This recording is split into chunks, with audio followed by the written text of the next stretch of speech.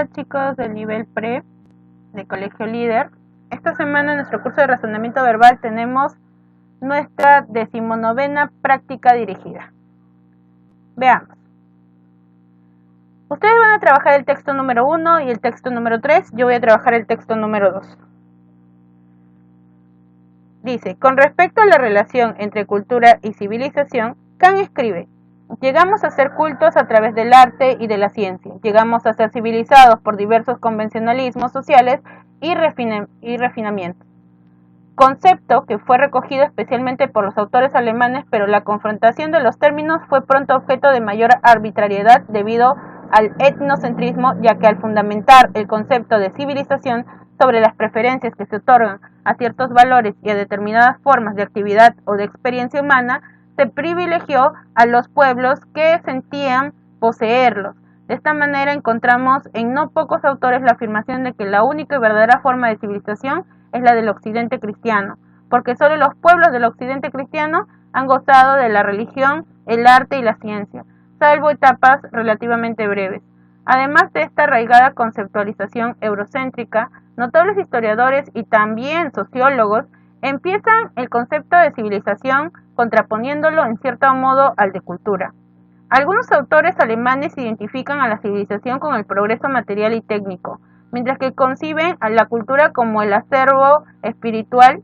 Otros, al contrario, como Barth, proponen limitar el término cultura a los aspectos tecnológicos, al dominio del hombre sobre la naturaleza, y emplear el de civilización para hacer referencias a la modificación de los instintos humanos por la sociedad, coincidiendo con la opinión de Humboldt. Con estas discrepancias de criterios, toda filosofía de la cultura o toda sociología resultaban prácticamente imposibles.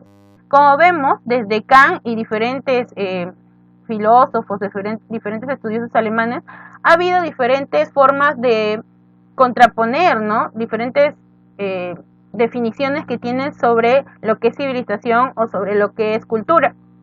Ahí vemos que Barth y Humboldt coincidieron en cuanto al término civilización, que hace referencia a la modificación de instintos humanos por la sociedad.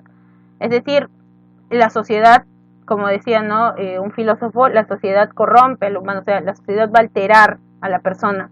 Mientras que Barth lo que hace es definir a la cultura como el aspecto de que el hombre le gane a la naturaleza, logre dominarla. Entonces, hay diferentes formas de ver civilización.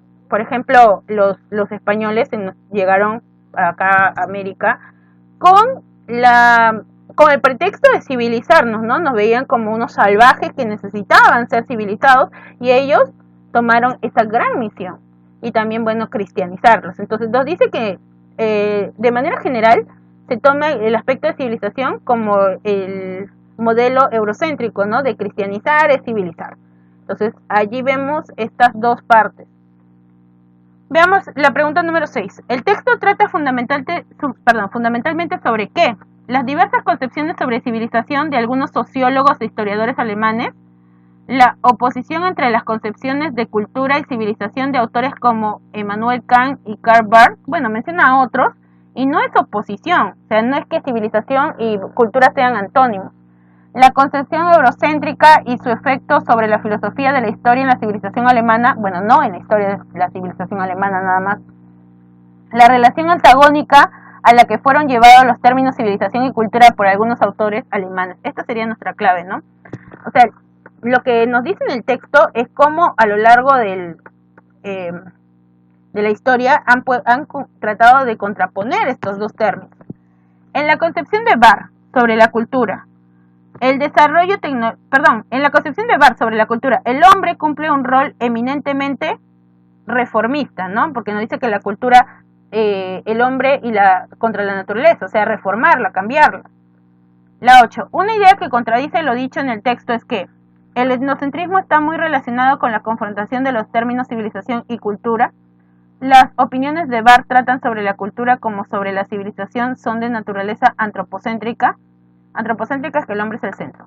El desarrollo tecnológico es objeto de discrepancia entre Barth y algunos autores alemanes. Las sociedades cristianas han gozado regularmente de privilegios de la ciencia, el arte y la fe. Bueno, eso lo dice claramente. Para Humboldt, la sociedad como parte de la civilización se se entiende de los instintos humanos. Bueno, esta es la que no es compatible con nuestra lectura, porque Humboldt, al contrario de esto, está de acuerdo con lo que había señalado Barthes.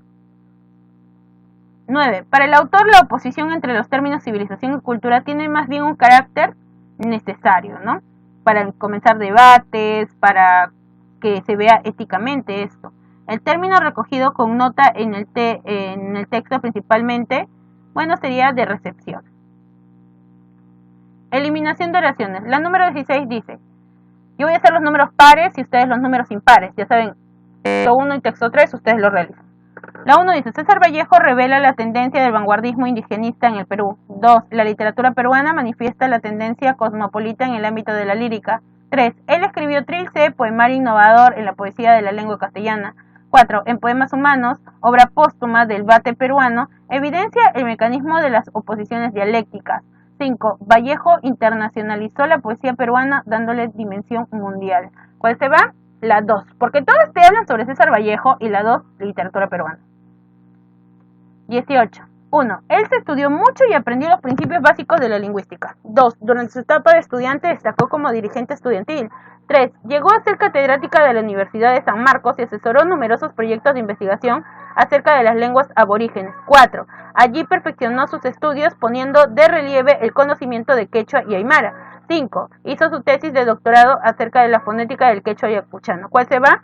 Se va la número 2, porque entonces te habla sobre la relación de Elsa con sus estudios sobre lingüística, mientras que en la 2 te dice que fue una dirigente estudiantil en su época universitaria. En la 20. 1. El poema tiene un ritmo determinado. 2. Posee una estructura figurativa muy interesante. 3. Revela complejas relaciones intertextuales. 4. Tiene una independencia respecto a la biografía del autor. 5. La literatura debe vincularse al contexto sociocultural. ¿Cuál se va? La 5. Porque todas te hablan sobre el poema. El poema es viene a ser el tema principal, mientras que la 5 te habla sobre la literatura de manera general. Sinónimos. Sinónimo de saorí. ¿Cuál sería? Agorero. Saorí es como una especie de adivino. Trillar. Trillar es machacar. Sería chancar. Y rogar. Y rogar es ocasionar, hacer que algo suceda, pero para hacer daño. Etéreo. Etéreo es espiritual. Sería celestial. Sarcasmo es para burlarse, utilizando ironía. Burla. Antónimos. Concomitar. Lo contrario de concomitar es separar. Concomitar es unir. Obtemperar. Obtemperar es sublevar, porque obtemperar es obedecer, sublevar es rebelarse. 36. Bendecir. Lo contrario es execrar, que es maldecir. Acucioso. Lo contrario es negligente. Acucioso es diligente, alguien que pone mucho cuidado en lo que hace. Negligente es descuidado.